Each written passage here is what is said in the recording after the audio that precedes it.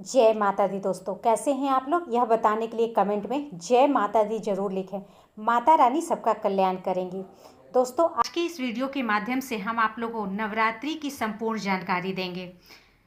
जैसे नवरात्रि में पूजा के लिए पूजन की सामग्री की क्या लिस्ट है, कलश स्थापना की विधि क्या है, कलश कौन से पात्र में स्थापित करें, ज्वार कैसे बोएं, कलश में क्या डालें, कलश पे नारियल कैसे रखें, अखंड ज्योति की सही दिशा क्या है, नवरात्र के दौरान कौन से मंत्र का जाप करें और कौन से पुस्तक का पाठ करें, नवरात्र के 9 दिनों में माँ को भोग कब और क्या लगाएं।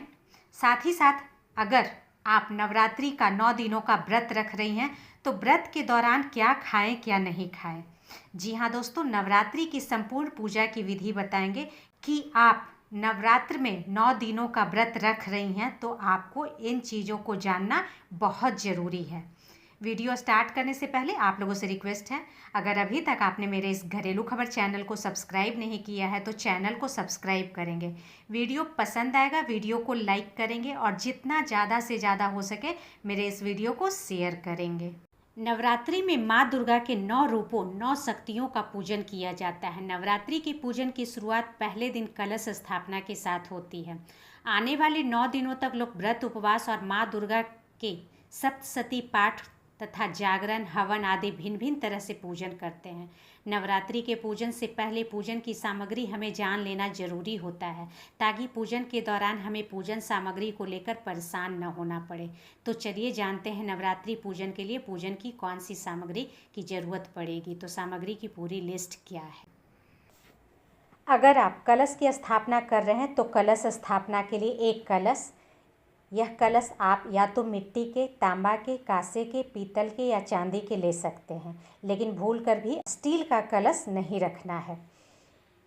इसके साथ ही जटा वाला नारियल, आम के पत्ते, हल्दी, कुमकुम, चंदन, अक्षत, जल, सिक्के, नए लाल कपड़े का टुकड़ा, पुष्प, कलश से बड़ी मिट्टी की थाली जिसे कस्तरी भी बोल सकते हैं, प्लेट भी बोल सकते हैं, 9 अलग अलग अनाज के बीज अगर संभव हो तो इत्यादि की आवश्यकता होगी कलश स्थापना के लिए। अब माँ दुर्गा की पूजा के लिए क्या सामग्री होगी, तो लाल कपड़ा, श्रृंगार की सामग्री, अखंड दीपक के लिए दीपक, दीपक में डालने के लिए तिल का तेल, सरसों का तेल या घी, कलावा या कपास की बाती, गंगाजल पूजा स्थल को स्वच्छ करने के लिए, धूप, एक चौकी देवी की मूर्ति फोटो फ्रेम रखने के लिए, अगरबत्ती, नारियल, अक्षत, पान, सुपारी, देवी दुर्गा की तस्वीर, कुमकुम, हल्दी, चंदन, गुलाल, गुलाब जल, कपूर, पवित्र धागा जिसे कलावा बोलते हैं, मिठाइयाँ, फूल, फल, केला और कोई अन्य फल आप ले सकते हैं, लौंग, इलायची, बतासा, नैवेद्य, सिक्के, प्रसाद रखने के लिए एक थाली की ज़रूरत होगी तो आप पीतल की थाली एक अवश्य रखें।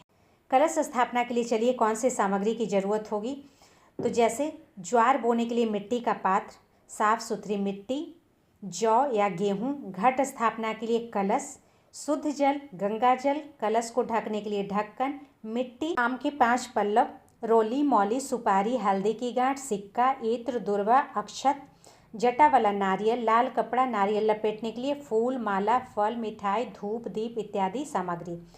उसके सबसे पहले आपको क्या करना है, पूजा स्थल यानी जहाँ पर कलश स्थापना करना है उसे साफ कर ले गंगाजल से। पात्र में मिट्टी की एक परत डालें, फिर जौ डालें। ध्यान रहे कि जौ भुने हुए नहीं हो, दाना उसका पुष्ट होना चाहिए, तभी आपके ज्वार हरे भरे निकलेंगे।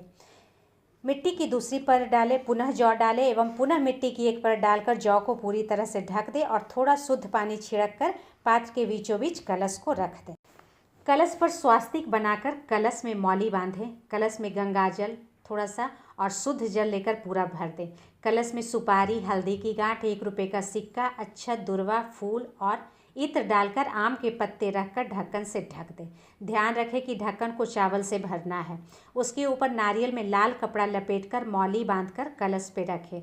ध्यान रखें कि नारियल जटा वाला होना चाहिए और नारियल का जटा वाला भाग आपके मुख की तरफ होना चाहिए। तो इस प्रकार आप कलश की स्थापना कर सकते हैं। कलश स्थापना के बाद हाथ जोड़कर देवी देवताओं का आह्वान करना है। कलश की पूजा करें। टीका, धूप, दीप, अक्षत से अगर आप अखंड ज्योत जलाते हैं तो अखंड ज्योत जलाएं। तत्पश्चात माता का चौकी लगाएं। अखंड ज्योत आपको अष्टदल कमल के ऊपर रखना है। अखंड ज्योत में जो भी तेल या घी डालेंगे तो ध्यान रखना है कि वो तेल और घी 9 दिनों तक चले। बाती भी ऐसी रखनी है कि बाती भी 9 दिनों तक जले। बाती ख़त्म नहीं होनी चाहिए, समाप्त नहीं होनी चाहिए, इसलिए बाती लंबी रखें। इसके लिए 1.25 हाथ के कलावे की बाती बनाई जाती है। अखंड ज्योत जलाते समय ध्यान रखना है कि ज्योत का मुख पूर्व या फिर उत्तर दिशा में होना चाहिए।